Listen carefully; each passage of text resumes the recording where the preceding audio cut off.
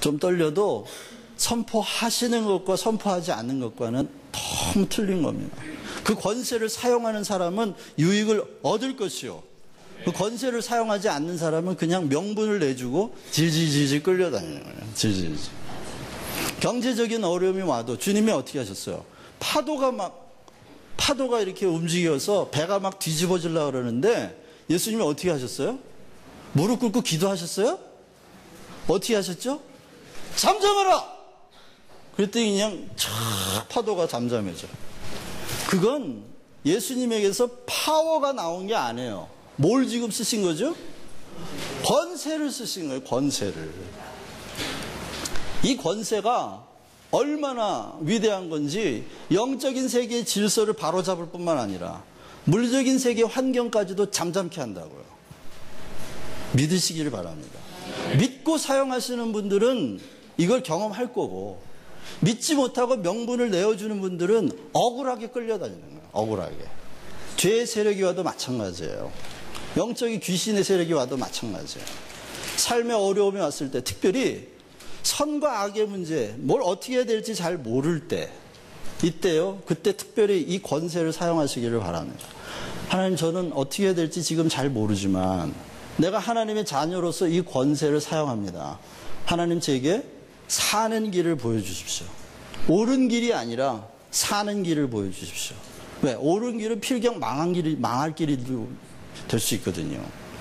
사단은 언제나 우리에게 와가지고 옳은 얘기, 그럴듯한 얘기, 합리적인 얘기 가지고 와서 다 분열시키는 거예요. 옳은 얘기가 들어가면 분열이 안 일어나는 데가 없어요. 그런데 여러분, 뭐가 사는 길이죠? 뭐가 사는 길이에요? 그것도 아셔야지. 뭐가 사는 길이에요? 사랑하는 게 사는 길이에요. 어떻게 하는지 모를 땐 사랑하는 쪽을 선택하십시오. 반드시 살 겁니다. 반드시 살게 돼 있어요. 하나님이 우리를 사랑하셨기 때문에 우리를 살려내셨잖아요. 그렇죠? 사랑하는 것만 사는 길이고 사랑하는 것만 살려내는 길이에요. 그래서 성령의 역사가 있는 곳에는 반드시 사랑의 역사가 나타납니다. 성령의 역사가, 율법의 역사가 일어나는 곳에는 반드시 옳은 세력이 힘을 얻어 분열하는 역사가 일어납니다. 어쨌든 이 명분과 권세 얘기는 해도 끝도 없어요. 자, 그 다음에 이제 영적인 세계에 대해서, 이거 아까 한 거고, 왜 그러면 영적인 세계에 대하여 성령께서 역사하시나? 그건 부활 때문이에요. 부활이라는 건 창조와 구속의 완성이 됐다는 겁니다. 창조의 완성, 다시 말하면 지금도 창조가 끝나지 않았다는 거예요. 왜? 지금도 생명이 계속 태어나고 있죠? 생명이 계속 태어나요. 부활이 오면 더 이상 태어나는 생명이 있나요, 없나요? 없어요. 예수님이 너희가 부활에 대하여, 하나님 나라의 능력에 대하여 도무지 알지 못하는도다. 천국에는 결혼함이 있다 없다? 없다. 시집가고 장가가는 게 없다. 왜? 창조가 완성되기 때문에. 더 이상의 창조는, 생명 창조는 없다. 그러면 창조가 완성된 채 영원히 그 생명을 누리는 것만 남았다는 거예요. 그래서 부활, 예수님의 부활은 구원, 구속이 완성됐다는 거예요. 그 말은 예수님과 우리, 하나님과 우리가 한 몸 됐다, 연합했다. 자, 성경에 보면요, 이런 말 있죠. 남자가 여자와 더불어, 남자가 부모를 떠나 여자에게 들어가 한 몸을 이룰지니라. 이런 말이 창세기 2장부터 나와요. 고린도전서에 보면은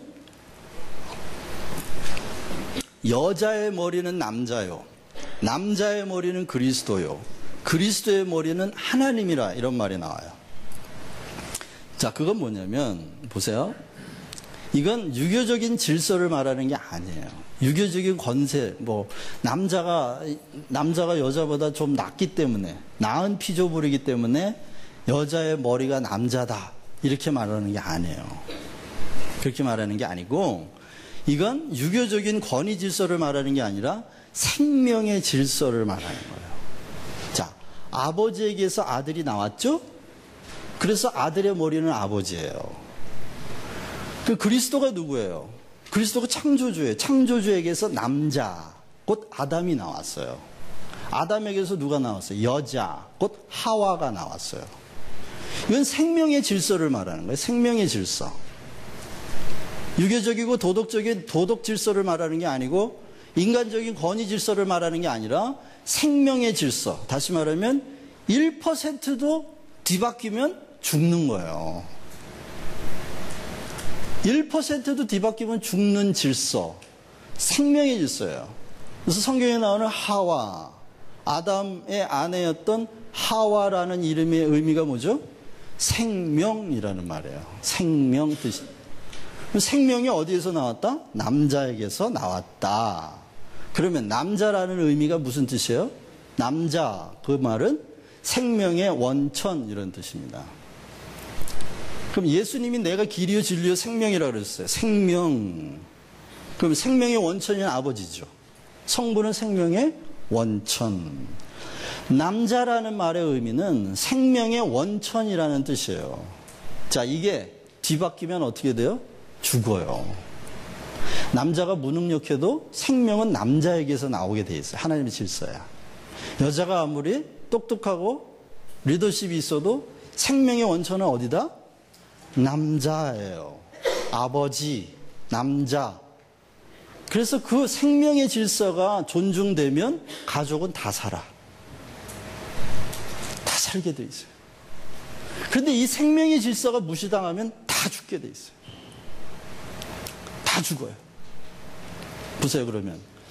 성자가 성부에게서 나왔으니까 성자께서 이렇게 말하죠. 나보다 더 크신 분이 계시다. 아버지가 더 크시다. 그런데 성부나 성자나 본질적으로는 동일해요. 그렇죠? 성부도 하나님, 성자도 하나님. 본질은 같아요.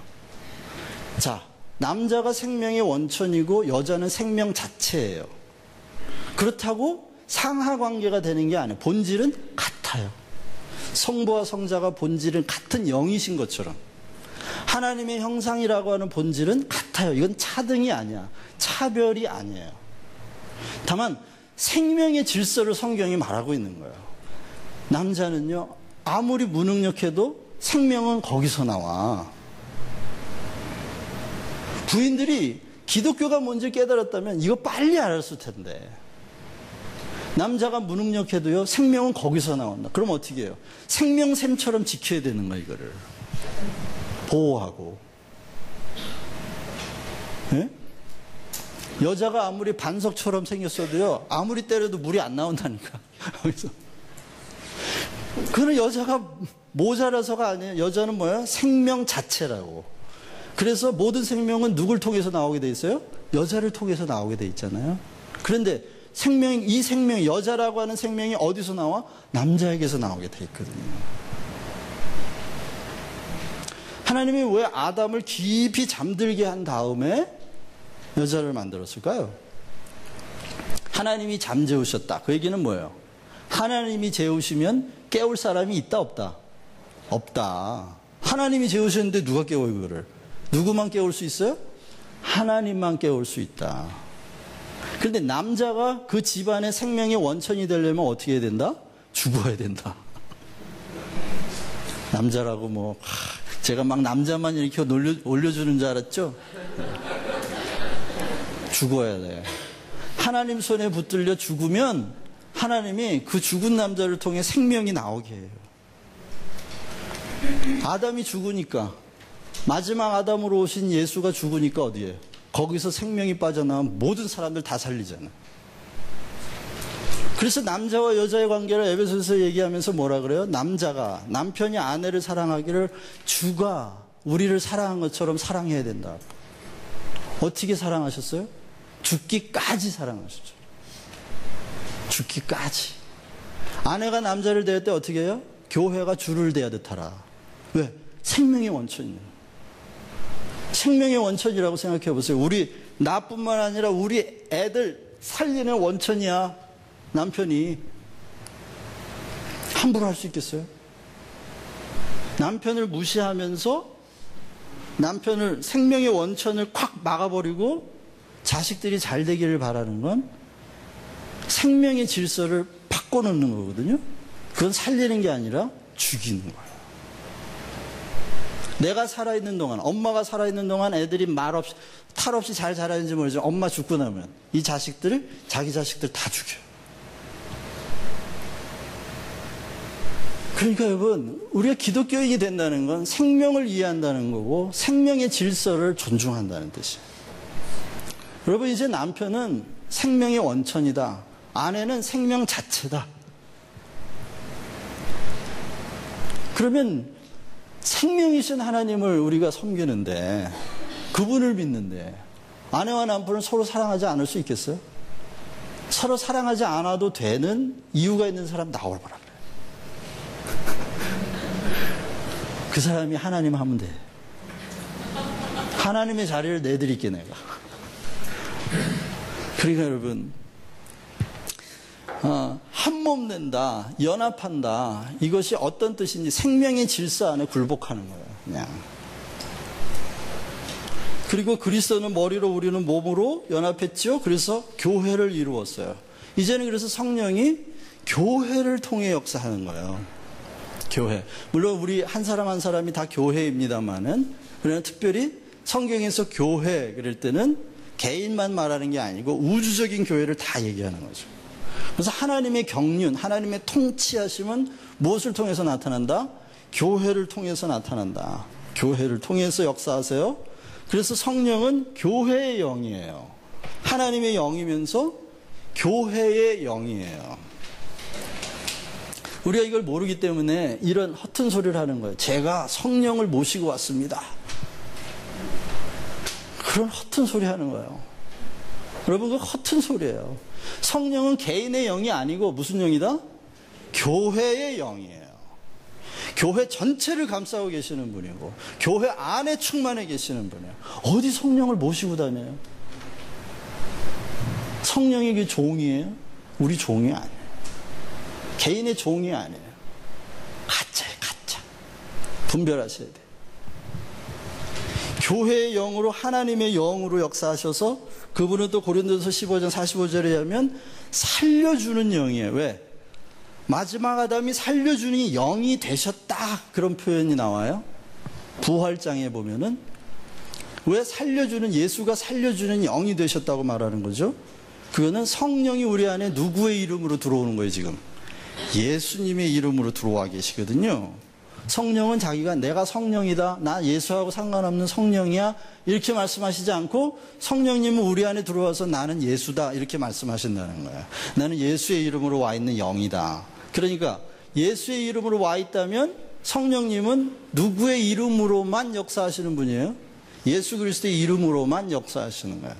그분의 이름, 그래서 한쪽 바퀴를 예수 그리스도의 이름, 또 다른 한쪽 바퀴를 성령의 역사라고 둔 겁니다. 살려주는 영이야. 성령님께서는 성령의 인도하심, 오른쪽에 성령의 인도하심도 하고 교회에 은사를 주셔서 교회가 하나님의 일을 감당하도록 하시는 일을 하는데, 특히 성령의 인도하심, 성령의 인도하심은 어떻게 나타날까요? 가르치시고 생각나게 하시고, 그렇게 해서 요한복음 16장에 있는 것처럼 모든 진리로 인도해 가시는 진리의 영이 성령님이에요. 어디로 인도해 가신다고요? 진리로, 모든 진리로. 자, 진리라는 말과 동의어가 있어요. 뭘까요? 생명입니다. 그래서 예수님이 내가 길이요 진리요 생명이라. 그러면 성령은 그리스도의 영이면서 성령, 하나님의 영이시면서 교회의 영이다. 그러면 성령님의 인도하심은 제가 몇 번 말씀드렸는데 이건 귀에 딱지를 않도록 들으셔야 돼요. 성령의 인도를 구하는 사람은 하나님, 뭐가 옳은 겁니까? 이렇게 질문해야 돼요? 아니면 뭐가 사는 길입니까?